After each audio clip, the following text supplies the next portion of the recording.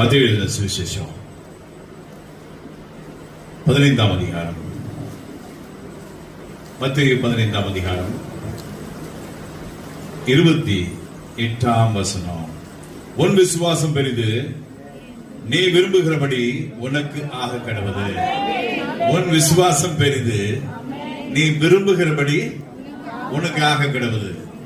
உன் விசுவாசம் பெரிது, நீ விரும்புகிறபடி உனக்கு ஆக கடவது. அல்லேலூயா. கரங்களை தட்டி கர்த்தரை மகிமைப்படுத்தணும். கரங்களை தட்டி கர்த்தரை மகிமைப்படுத்தணும்.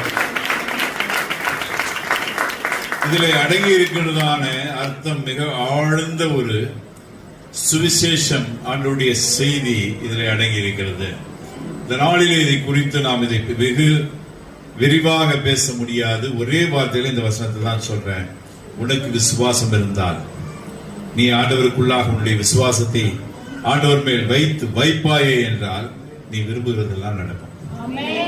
இது வரைக்கும் நடக்கலையே பாஸ்டர், இது வரைக்கும் இல்லையே பாஸ்டர், இது வரைக்கும் போயிட்டு இல்லையே பாஸ்டர், அப்படியே போயிட்டு இருக்குதே பாஸ்டர், என்னதான் நடக்குதுன்னு எனக்கு தெரியலையே பாஸ்டர் அப்படின்னா, உன் விசுவாசம் பெரிதல்ல, சிறிதாக இருக்கிறது.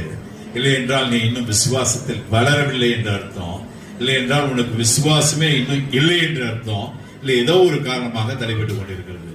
நீ உன்னை உயிர்த்து ஆராய்ந்து உன்னுடைய வாழ்க்கையை திரும்பி பார்ப்பாயே என்றால், இதில் சொல்லப்பட்டபடியே உன் விசுவாசம் பெரிய என்ன சொல்லியிருக்குதாங்க.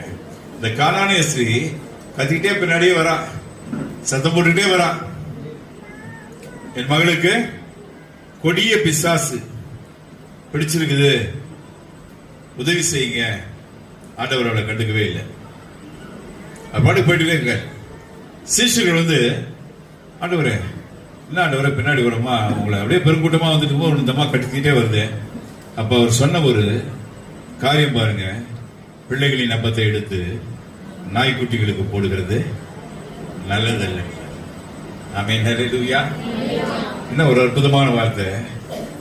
அப்படியே திரும்பி கேட்கும் போது அதுக்கு அவ சொல்றா, நாய்க்குட்டிகள் ஆண்டவரே, மெய்தான் ஆண்டவர், உண்மைதான். நாய்க்குட்டிகள் தங்கள் எஜமான்களின் மேஜையில் இருந்து விடும் துணிக்கைகளை தின்னுமேன்றான். ஆமென்.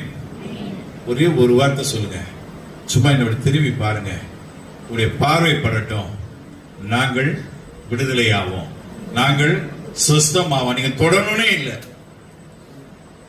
நீங்கள் உங்களுடைய கரங்களை படணும்னே இல்லை. ஆண்டவரே, பார்வை பட்டால் போதும்,